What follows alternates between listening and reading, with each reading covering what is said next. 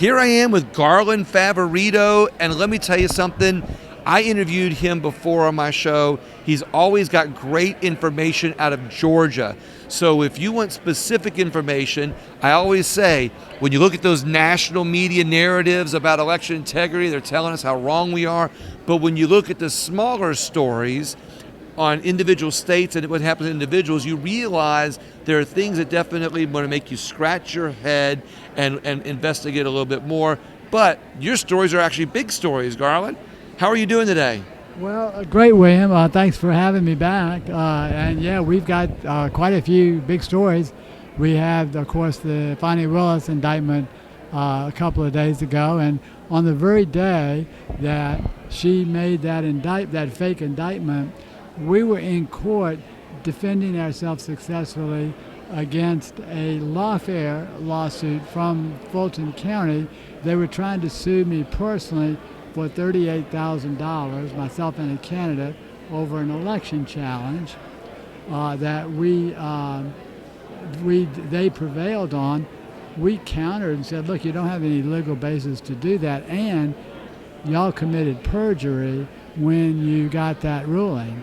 So it was a very interesting hearing that day, and we're going to get the videos up. We got all the videos, so we're going to get that up next week and let everybody see, particularly my cross-examination from Fulton County. That's going to be priceless. So this is some stuff that's about to break what's happening in Georgia wide open.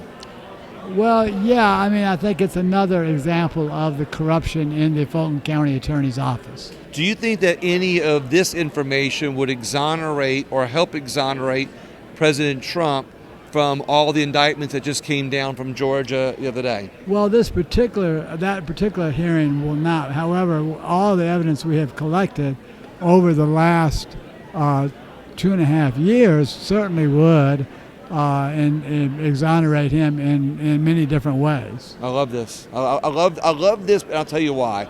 Because I think that all too often the narratives cover up what could be evidence that shows that there might be something else going on that would motivate more people to get involved. And I think that's what suppression is. You suppress the information so people don't get motivated to do something about it, and then they just keep going along, getting along, and you're one of those people that's exposing it. Yeah, I'm just not the go along, get along guy. So how do people... Unless people are telling the truth, I'll go along with the truth. There you go, I love it. But not a bunch of made up stuff. So how do people find out this information that you've got?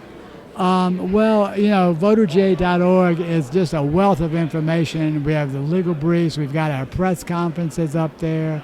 We have history and all sorts of things on the website, our press releases, and all the past events. So that would be the best way to follow us. Just go to VoterGa.org. We're also on all the social media platforms, thanks to our volunteers who keep us all of our social media. What I'll do is I'll get your contact information, so when I post this video, I'll put it on social media. Is there anything else that you're working on that you want to share with the listeners?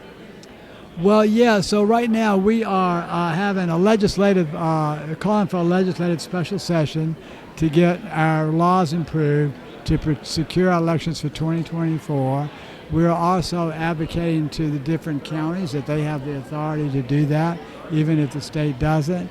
So that's another avenue that we're using, in addition to the litigation, which we still have 6 active lawsuits in the state of Georgia right now.